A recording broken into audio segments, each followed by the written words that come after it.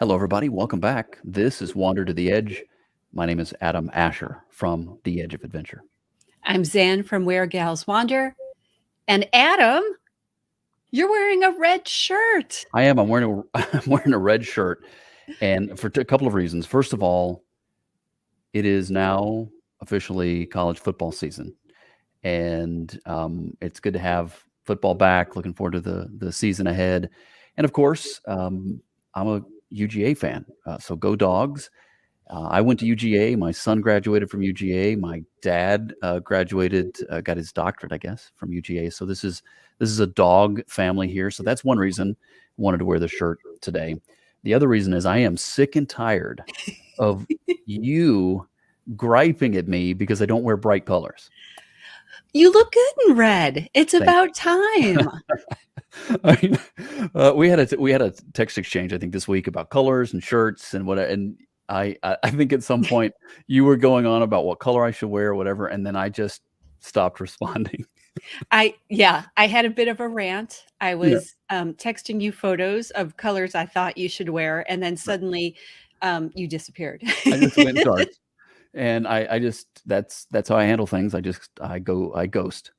Yes, But no, in all seriousness, thank you for believing in me and believing that I can wear bright colors. I'm not totally convinced, but I thought I would at least try it today.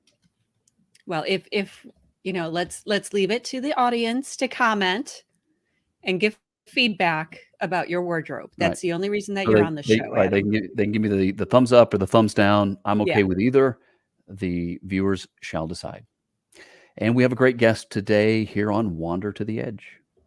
So if you want to talk about bringing color to life, I want to talk about Kristina Marx. She's otherwise known as K Marks the Spot 13. And I've been a fan of hers from Where Gals Wander perspective for a long time. I mean, this gal just climbs some rocks like you would not believe. Amazing photography, amazing adventures. She's an ambassador of Women Who Explore. And well, just wait till you hear her story. So, are you ready? I think so. I think we are ready for another edition, another great conversation right here on Wander to the Edge.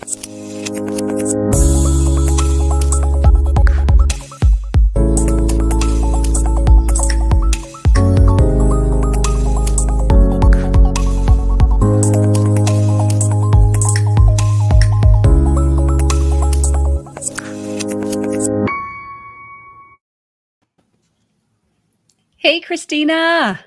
Hi, nice to be here. Great to have you. Great to have you on the show, Kristina. And we're going to have a good time getting to know you a little bit. You're joining us from what part of the country? Portland, Oregon. Good old Pacific Northwest. Lots of beautiful, beautiful country up there. Mm-hmm. Yeah. Have you found Bigfoot? Because I hear that. You know, people keep telling me that I should be able to find them, but not yet. You know, it's even hard to find the Bigfoot museums. Well, we do have the Bigfoot trap in Oregon, which I did visit, but no luck. So. Okay. Keep me posted. Will do. So Kristina and I were texting and talking about you, Adam, before we got started. And I told Kristina, I'm like, don't worry, it's just going to be like a perfectly normal conversation, which of course always starts with, have you seen Bigfoot the first time that you meet someone? So. Yeah. Well, you should have known better than to promise a normal conversation. That's true. That's true. But I tell you, Kristina, you're quite the adventurer, and I would think if Bigfoot were real, you might have had the opportunity to come across them. And Zanne mentioned Women Who Explore. For those who aren't familiar with that, first of all, you're an ambassador for them. But what is that platform? So Women Who Explore is basically just a community of women. It was started by two sisters up in Canada, like probably 5 years ago, 6 years ago now. And they basically just wanted to create a community for women to come together and to support each other and empower each other and try new things in the outdoors and have a community about doing it. And they were just tired of being told you don't look like you belong out here. And so they decided to do something about it. And then most recently, Women Who Explore was actually purchased by 3 of my very, very close friends. And so we're just kind of continuing in that vein, doing international getaways, trying to run free events for our members and kind of just give them that kind of community that people seem to be kind of lacking these days. That's pretty much it. I don't know. I run a lot of events. So last weekend I did a Boots to Bruise with Solomon. And then we walked across the Bridge of the Gods in the Columbia River Gorge, which was gorgeous and terrifying because I'm actually afraid of heights. And then on Sunday, I went on a sunset paddle. And then this weekend, I'm going out on a backpacking trip. So lots of stuff going on. So you are always out in the outdoors.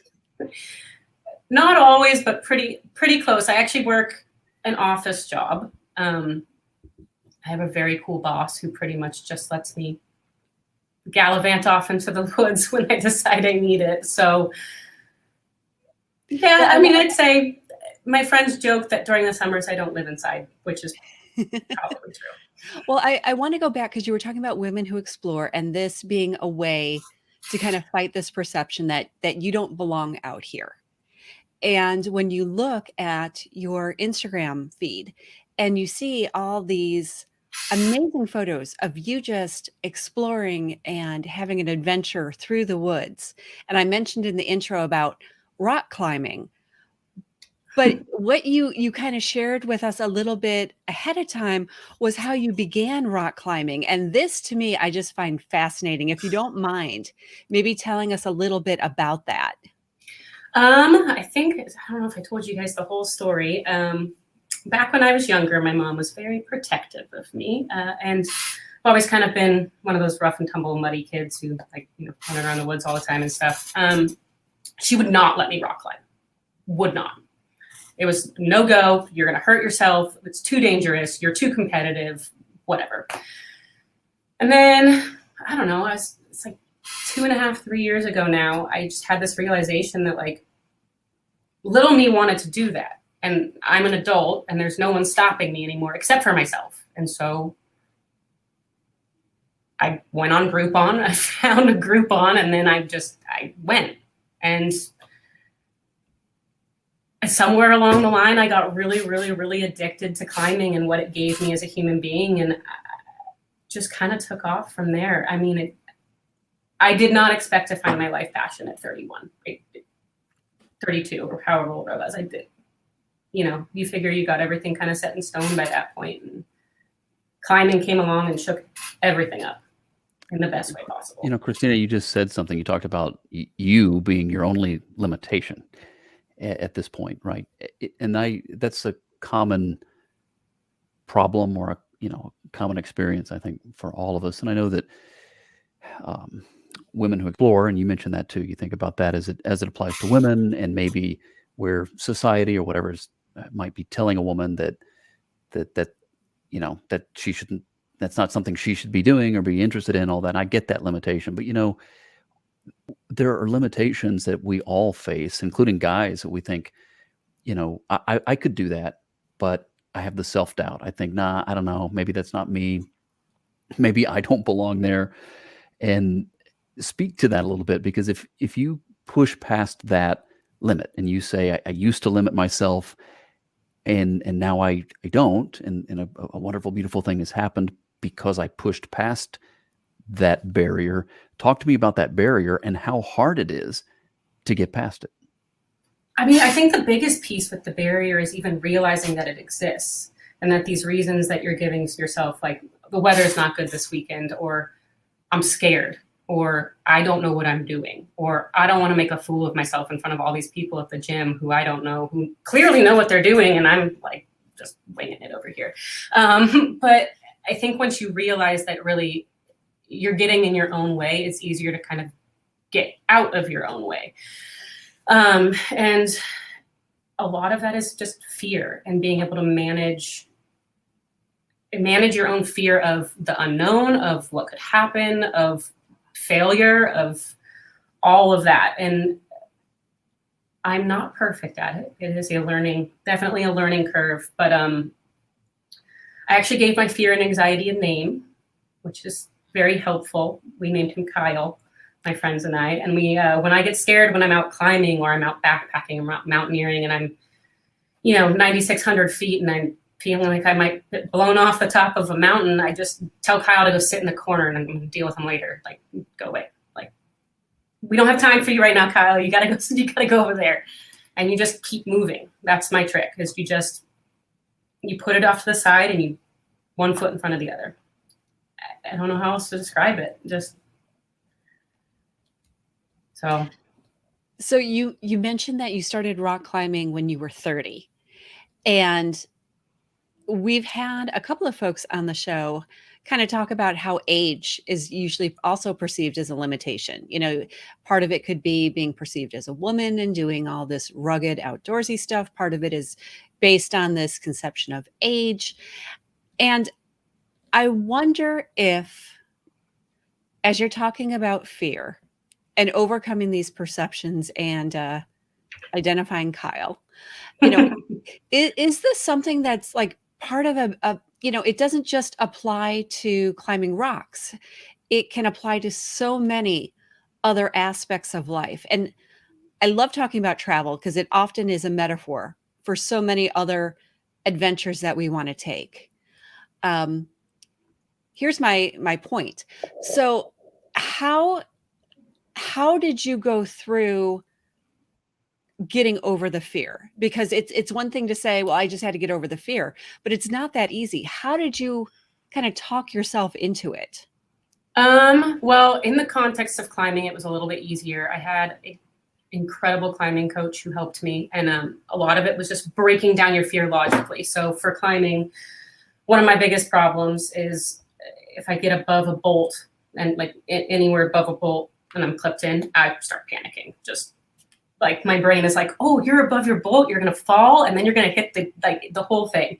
And so I kind of talked to him about that, and he's like, okay, well, let's logically break this down for you. He's like, what are you afraid of? And I'm like, well, I'm afraid of falling. And he's like, why?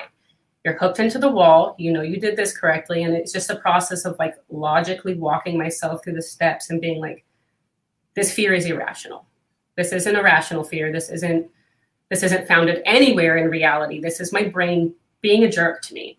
And I need to walk back from that edge. And so another trick he taught me was, it's called belly breathing. And you basically keep your chest really still and breathe through your belly, and you it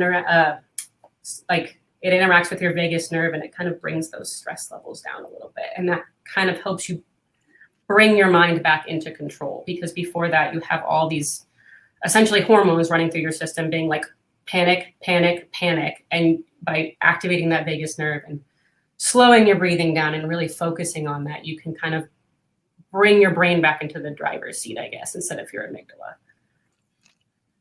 So I love that. I love the fact that you recognize, or you share the recognition that fear is like a chemical process, but it's something that is still within your body that you can control.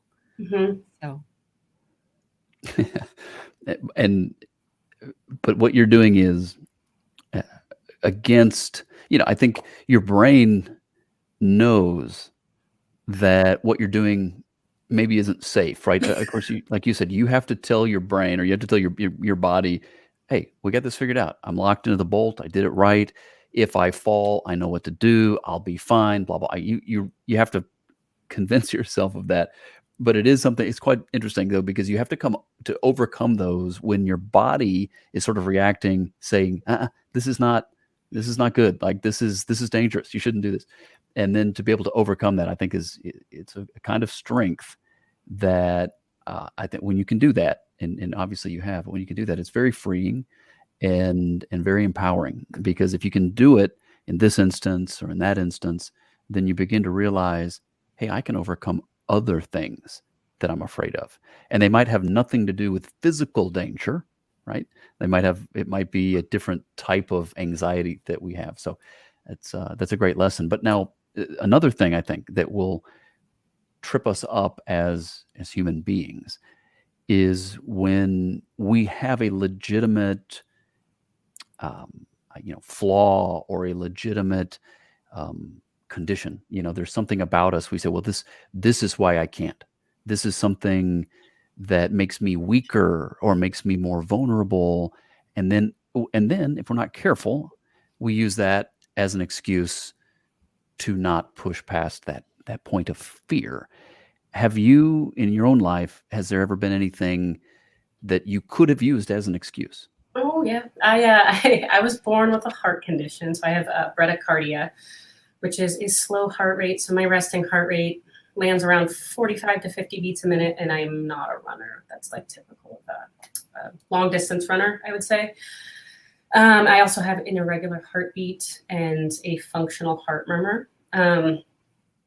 And I guess I could have let those get in my way. I mean, I have to credit my parents for that. Truly, honestly, they never looked at it as a limitation. They were just like, I mean, well, if you want to do something, we'll figure out a way for you to do it. And it never occurred, because of the way they raised me, it's never occurred to me that that is something that I can use as an excuse to not do something. Like,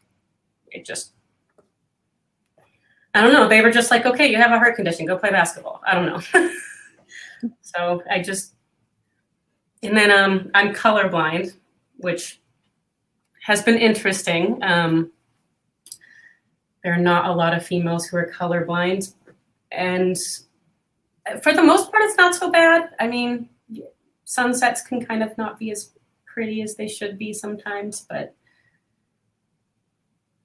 I don't know. You take this amazing photography while being colorblind? And I apologize if that's a naive question, but it is something that I'm definitely curious about. I worry about it all the time. I'm like, did I over edit the colors on this picture? Is this like a weird color? Sometimes I'm not sure. I am not completely colorblind though. So I have what's called protanomaly, which means I'm colorblind on my red-green spectrum. So my greens are really funky and bright. And then my reds, oranges, purples, pinks are all very muted. I like to describe it as if a color was a volume knob, you guys are all walking around at like full volume, and I have about a 5 on the volume knob. So I can see them. They're just not the same as what you see. So I just point and shoot. I don't know. Oregon is so pretty. It's not hard. Can you see my red shirt? I can see your red shirt, but it does not look bright red to me. And I'm assuming because it is a Georgia shirt that it is like red. But it looks. Is it red enough, Zanne? Is it red? It's pretty red. I figured. Also, Zanne, I felt like I was like you were going to do something nice. I forget what when I wore a red shirt. I forget, there was something. I don't know if you were going to like buy me a gift or. I don't remember that at all. So maybe I just won't make fun of you as much. I mean, that's a gift in a way. I doubt that. Hey, listen, Kristina, you mentioned your parents. Tell me about your parents. Tell me about your family.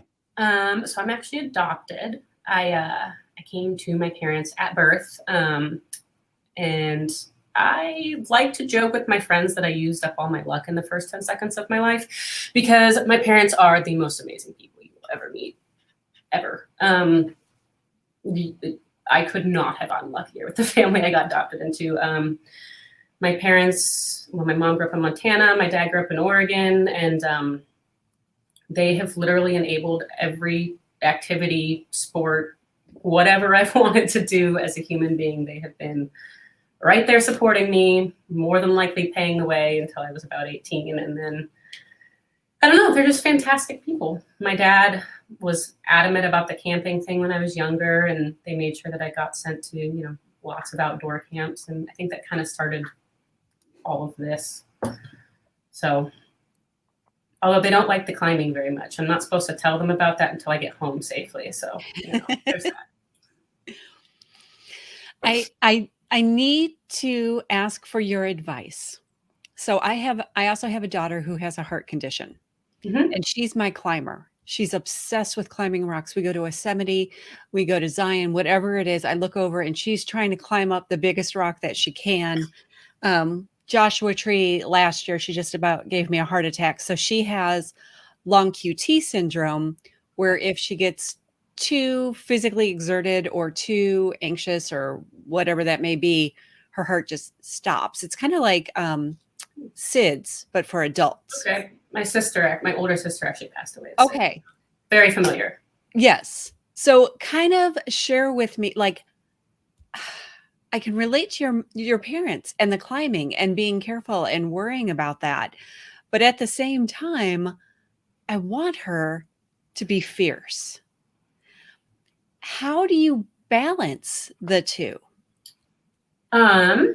Well, I think I got pretty lucky in that my case of bradycardia is very mild. So I, for the most part, kind of bounce.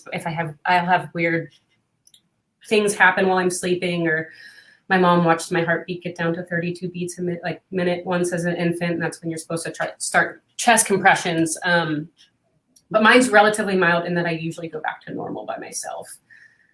But one thing I do recommend is, aside from having a cardiologist and checking in with regularly, is you'll notice I have an Apple Watch on right now. When I'm out in the woods, I swap this out for a Fitbit to monitor my heart rate, because I find that the heart rate monitor is a little bit more accurate and the battery lasts longer, so that I can take my Fitbit out for like a whole week at a time and be able to monitor my heart rate the whole time in case it starts doing anything crazy. And then the other thing is just listening to your body. If I am very, very kinetically aware, I've had many doctors comment, they're like, wow, you're really self-aware of your body. And I'm like, well, I live in it. So you should be, and just really paying attention to what it feels like when she's overexerting, or what it feels like when she's getting close to that line and she maybe needs to go sit in the shade and drink some water and like listen to the creek babble for a little bit, or, whatever. Well, it brings up a very good point. There are the fears that we might have for ourselves, and there's a certain way we have to deal with that. And then there's that fear and that concern that you have for the people you love, especially your kids, but people you love in general.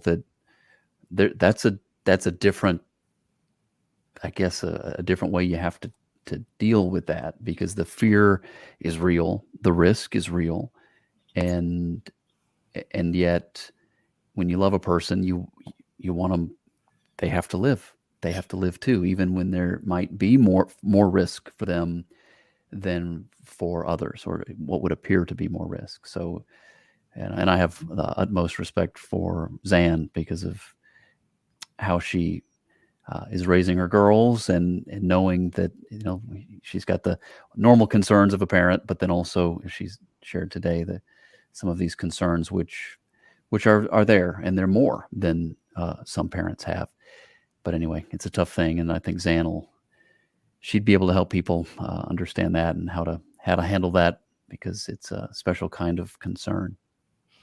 Well, and sometimes it just gets frustrating, because on one hand, I love, and on the other hand, it drives me crazy that she's very much like me in the sense that you can't tell me what to do, what you can and can't do. And I've never raised my kids to be like good little girls, so to speak, to kind of like what you were alluding to in the beginning, Kristina, the perception about what girls can and can't do. We've broken past that almost to the point of the extreme, right? And I appreciate the fact that there's organizations like Women Who Explore, who are so accepting and who just provide that support for one another and kind of look out for one another to a certain regard. Mm-hmm. I understand that we also have a common friend in the sense of Carrie from Bicoastal Disorder, who is also on our show. And even with that, you still decided to come on and deal with us. She said nothing but good things to say about you guys. So, and I trust her. Kristina, so is that how you met, through that organization? Actually, yes. She became an ambassador like a month, maybe a month and a half after me. It wasn't that long, I don't think. I actually met her because she came on one of my events, and I do this thing when I cross the Bridge of the Gods. It's a toll bridge. It's $2. I always bring a $5 bill, and I always pay for the person behind me. This is like my way of putting something in the karma bank, and then I never have to see them again because they're in the car behind me. And show up at the trailhead, and this car pulls in and gets out of the car, and she's like, "You paid my toll." And I was like, "Oh no." And it was Carrie, and we've been really, really good friends ever since then. So, but yeah, we actually, our Boots and Brews event last weekend was we both very cool. So, Kristina, talk to us about the outdoors. Obviously, you love the outdoors, where everything so far in the conversation has to do with that. But why? What does it mean? When you get out into the outdoors, what does that do for you? It's probably the only place, so I'm ADHD. It's the only place where I can just be, and my brain isn't like, "Oh my God, what about this? Oh my God, what about this? What about this? What about this?" It's like, "Oh, rocks and flowers, and yes, this is great." But the reality is that I've always been a nature kid. I've always been a muddy kid. My mom sent me to preschool because she's a very neat person and I'm a very messy person, and she didn't want to inhibit that. But when I really found nature and when it really became something important for me was I was going through a pretty bad breakup. I was 22 maybe. And I was lost. I was working in food service. I didn't know what I was doing with my life. Just lack of confidence. My self-esteem was in the dumpster, just so many different things going on. And my friend Ryan from high school looked at me and was like, "Come backpacking." And I was like, "I'm sorry, what?" And he was like, "Well, come backpacking with me." And I was like, "All I have is a backpack. I don't have a sleeping bag. I have nothing else." And he's like, "Don't care, come with me." And I'm like, "Okay." And that weekend we caught more crawdads than we could possibly eat, watched shooting stars, and drank huckleberry moonshine. And I was hooked. Like, it was literally from that weekend on, I think that I have been gone the majority of weekends. Like it was that weekend. And then I was just like, cool, I'm getting all of the gear. I'm going backpacking every weekend. I live in the woods now. And it just kept getting better because where I went from being kind of this like scared small person with, I don't know, no real sense of direction, it gave me that, and it gave me somewhere to be. And like, I don't know, it just kind of blew up. And I am so grateful for Ryan for inviting me on that trip, because I do not think that I would be where I am today if it wasn't for him. So that's kind of where it's Ryan. So I can tell you one thing, Ryan is a better guy than Kyle. Mm-hmm. Oh yeah, we don't like Kyle. He's a jerk. I'm going to name my anxiety and fear Adam. Just putting that out there. How many hikes do you typically do like in a year? When you say that you're always outside, like how many are we talking? Well, this year has been a little bit less. Last year was just weird for everyone.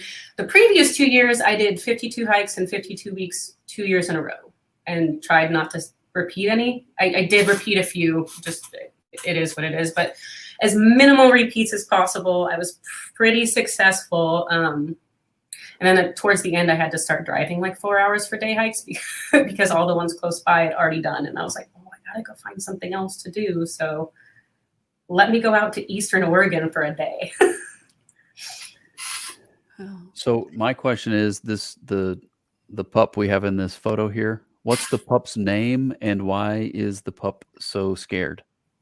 That is Dean Venture Winchester. He is my 13-and-a-half-year-old flat coat retriever. And that's actually his smiling face, believe it or not. That's him like, that's his happy, like, I'm on trail. Yes, this is great. But yeah, he still goes adventuring with me. He's slowing down a little bit. He's got about 9.5 miles in the tank in a day, which is pretty good for an old dude. So he's my rescue doggy. I love him. Looks like a good pup. Yeah. My kids call that the derpy dog face. We Oh, see that's that often on Molly. Yeah. very good description for it. He's not very smart, but he's very sweet. He looks adorable. So with all, oh, I'm sorry, go ahead. No, Okay. go ahead. I was just, you're talking about the hiking, 52 hikes in a year for 2 years in a row, and I get that you'd have to, some of them would be repeats, and some of them you'd have to travel a little bit farther. Does it take discipline? Because you're probably working, you probably got your, what we say, you got your day job, you're working, you got your corporate life, and you still find time. Talk to us about that challenge and how you make sure that you get that in. I think that my focus and other people's focus, I actually posted something on my Instagram about this today. I don't care about my job. I don't care about my bills. I don't care about the things that I own. None of that matters, and I figured that out probably like 5 or 6 years ago. I was like, oh no, the things that matter when I'm out with my friends and I'm laughing and like seeing the pretty things that I'm seeing, those are the things that I can take with me. And so it wasn't really even, to me, I think it takes discipline to get me into the office at work every day, but like not to get me out in the woods. That's easy. So if I could switch the two, I definitely would. I should have phrased the question differently. But yes, and but it's good. It's good perspective. We in some form or fashion we all have to make a living. And it. I don't know about you, Zanne, but sometimes work cuts into my leisure time. I don't even know what leisure time is. It's all good. It is. Yeah. Yeah, I just don't think, I think that once you're outside and you're experiencing the outside the way that I have, with the regularity that I have, I cannot be normal without it. Like if you take me out of the outdoors for 2 months, there was a period of time earlier this year where my family was having some medical emergencies and I didn't go hiking for like 2 months. And by the end, I was like, why am I so cranky? Like I'm horrible right now. What's wrong with me? And I was like, oh, I haven't been outside. Like I need to get now. And so I have to have it now. It's like borderline become almost an addiction, I guess, because without nature, I don't feel okay at all. I was talking to my daughter about this right before all this. And we were talking about the fact that she was feeling really crabby. And she had this urge, like, I have to go to the beach. Like, I have to be at the beach right now. I have to be there. I'm like, well, okay, but you also have class tonight for college, so you can't go to the beach. So like, how do we figure this out? And we were talking about the fact that when you feel the most connected, right? You referred to it earlier, like with your ADHD, but you become part of the outdoors and focusing on everything around you. I think that is what is addictive. It's getting to connect and be centered and know yourself and be part of something bigger, right? And so that can look very different for everyone, but the more that you do it, the harder it is to leave that behind. And it does become addictive. And I think it's because that's just part of, your soul almost, to be a little poetic there. Yeah. I mean, I very much feel like it is a running joke with my friends. Like I'm an outdoor human. I'm not an indoor human. I don't belong inside. I don't do well inside.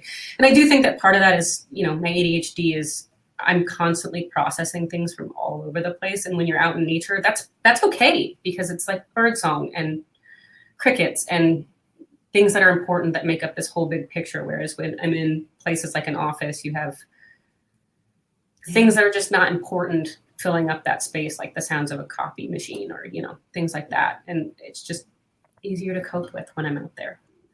Kristina, I love that picture. That's one of my favorite photos, by the way. Sorry, had to throw that in there. And this photo makes me think of this question.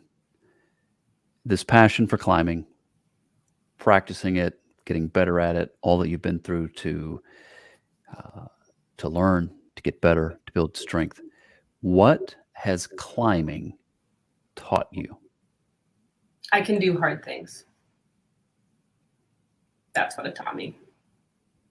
Because I don't know,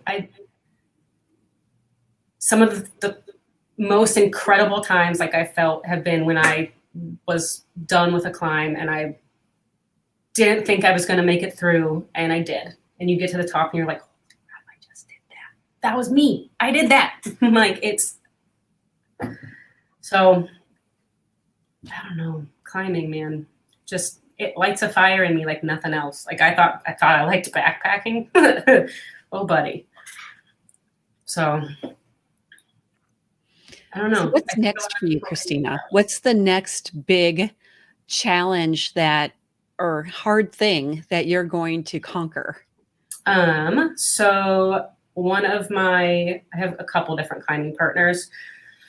One of my climbing partners and I are hoping to climb Monkey Face this spring, which is actually like 10 years ago. I was out on a hike at Smith Rock and like trucking up Misery Ridge, and you look over at Monkey Face and there's these tiny little people on it. And I was like, I want to do that. Like, just without even really thinking through what that would mean, like what it would take to get myself there. I was just like, oh, I want to do that. And so this spring I'm going to do it, apparently. So my friend and I are going to go up Monkey Face, and then another friend and I have Prusik Peak, which is a very classic climb in the Enchantments, on the docket. We're trying to start pushing more into some alpine mountaineering stuff. So we're going to do the 6-pack of peaks this year, which I probably won't be able to list off the top of my head, but I know the South Sister is one of them, and Bachelor, and Diamond Peak, and a couple other ones in Central Oregon. Really, I could go on forever about all the trips that I want to do, though, for being honest. But those are the ones in the immediate future for sure. Okay, so Monkey Face, and let's just see how I'm doing here at running a faux television show. Is this Monkey Face? That is Monkey Face, yeah. Actually, so I'll go right up that side.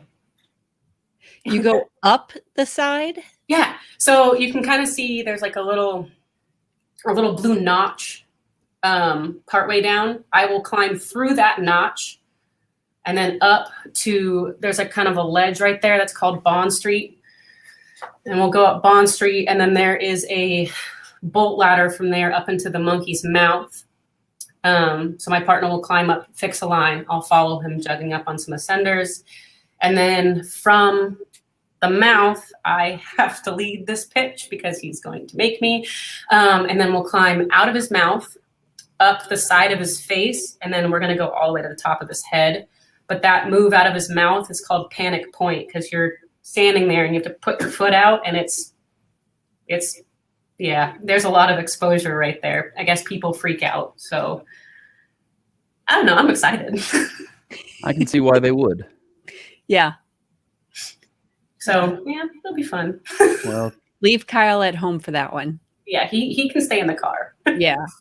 Yeah. Well, Wow. we definitely want to see the photos from that trek when you do it in the spring, for sure. Yeah, for sure. Yeah. I'm going to have one of my friends actually climb Misery Ridge, and so they'll be on the main Smith Rock, and I'll be out on Monkey Face, so they'll be able to get cool. really good pictures of the whole valley and all that stuff.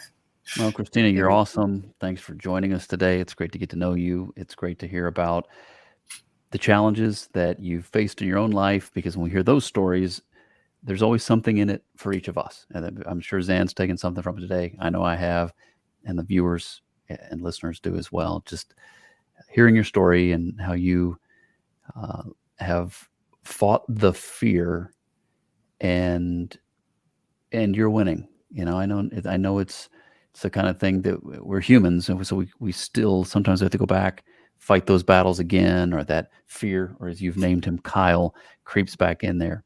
But you learn to beat it. You know, you learn to conquer that fear, and you've done that, and it's inspiring. So thanks for sharing your story today.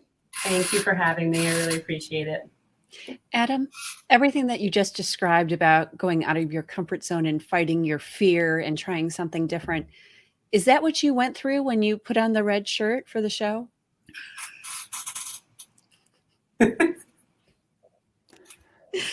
Anyway, why do you do this to me? next week to see what Adam's wearing and our stories right here on Wander to the Edge.